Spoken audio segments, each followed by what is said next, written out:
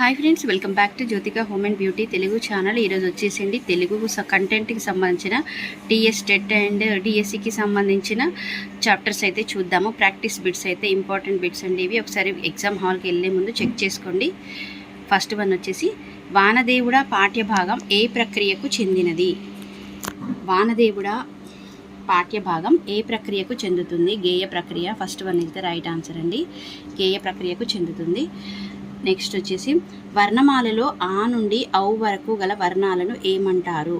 వర్ణమాలలో ఆ నుండి ఔ వరకు గల వర్ణాలను సరళాలు అంటారు. సరళాలు.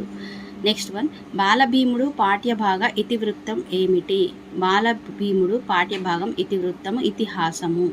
ఇది చిన్న చిన్న సింపుల్గా అనిపిస్తుందండి, కాకపోతే మనకు కన్ఫ్యూజ్ అయ్యే బిట్స్ అనమాట ఇవి. మీరు డెఫినెట్గా చెక్ చేసుకొని వెళ్ళండి. ఫోర్త్ వన్ వచ్చేసి భీముని తల్లి ఎవరు? భీముని తల్లి కుంతీదేవి. ధృతరాష్ట్రుని సంతానంలో కౌరవుల్లో పెద్దవాడు ఎవరు? కౌరవుల్లో పెద్దవాడు దుర్యోధనుడు. ఆన్సర్ వచ్చేసి దుర్యోధనుడు అండి. First one is the right answer. Answers ఎవరికైనా తెలిస్తే కనుక నాకు కామెంట్స్లో షేర్ చేయండి.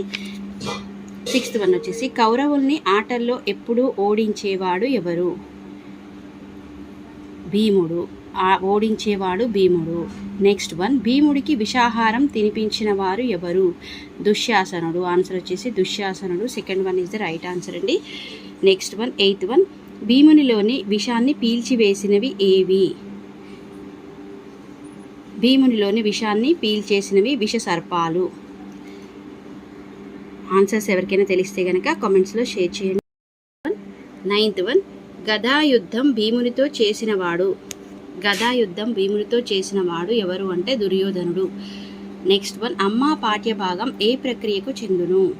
గేయ ప్రక్రియకు చెందుతుంది అమ్మ పాఠ్యభాగం అనేది.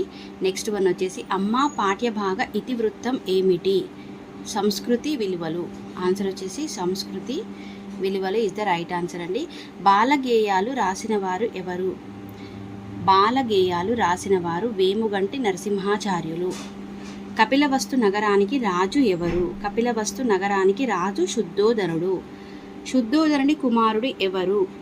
శుద్ధోదనుడి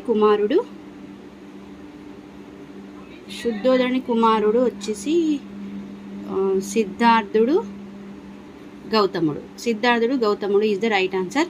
హంసను వేటాడిన వారు ఎవరు? దేవదత్తుడు. హంసను వేటాడిన వారు దేవదత్తుడు. చైత్రశుద్ధ పాడ్యమి రోజు జరుపుకునే పండుగ ఏది? చైత్రశుద్ధ పాడ్యమి రోజు జరుపుకునే పండుగ ఉగాది.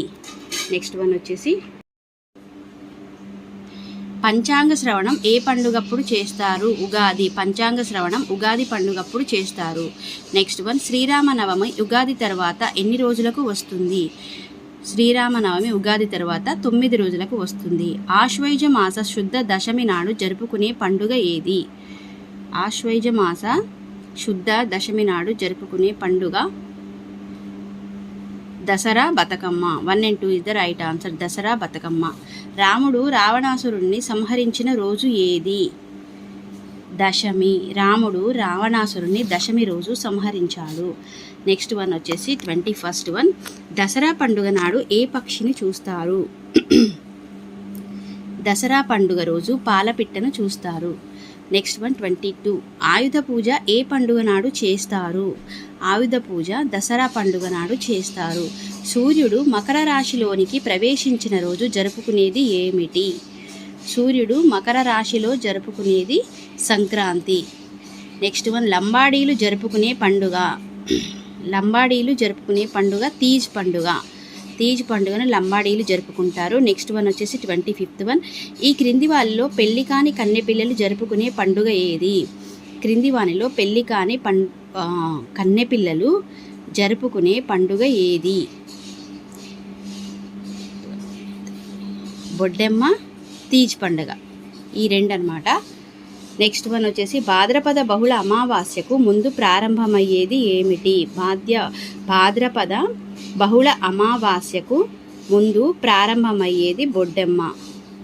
నెక్స్ట్ వన్ కాకుల లెక్క పాఠ్యభాగ ఇతివృత్తం ఏమిటి? హాస్యం. కాకుల లెక్క పాఠ్యభాగం హాస్యం ఇతివృత్తానికి చెందుతుంది. Next one 28th one Birbal ఆగ్రాలో మొత్తం ఎన్ని కాకులు ఉన్నాయన్నాడు? బీర్బల్ ఆగ్రాలో 6,803 6,803 ఉన్నాయని చెప్పాడు. 29th లక్నవరంలో చెరువు జయశంకర్ జిల్లాలో ఏ మండలంలో ఉంది? జయశంకర్ జిల్లాలో ములుగు మండలంలో ఉంది.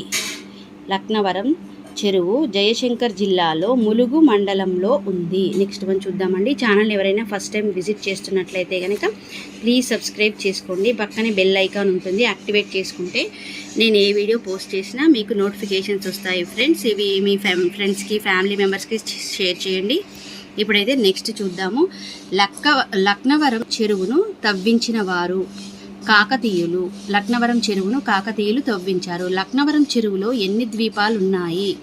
లక్నవరం చెరువులో 10 ద్వీపాలు ఉన్నాయి. తెలంగాణ కాశ్మీరం అని ఏ జిల్లాను పిలుస్తారు? తెలంగాణ కాశ్మీరం అని ఆదిలాబాద్ జిల్లాను పిలుస్తారు. నెక్స్ట్ వన్, కుంతల జలపాతం ఏ జిల్లాలో ఉంది? కుంతల జలపాతం నిర్మల్ జిల్లాలో ఉంది. నెక్స్ట్ వన్, కుంతల జలపాతం ఏ నదిపై ఉంది?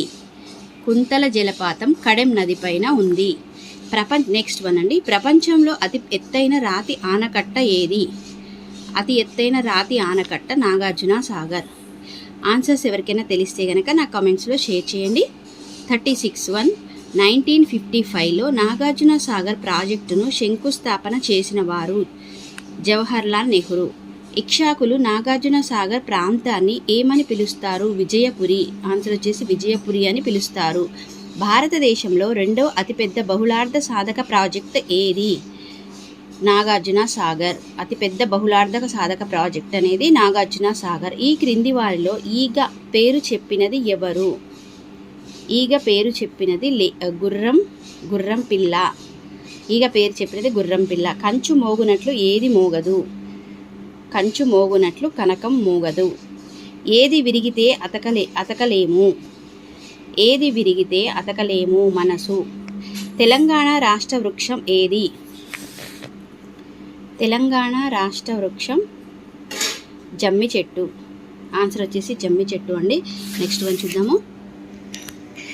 43 తెలంగాణలో జమ్మి ఆకులను ఏమని పిలుస్తారు?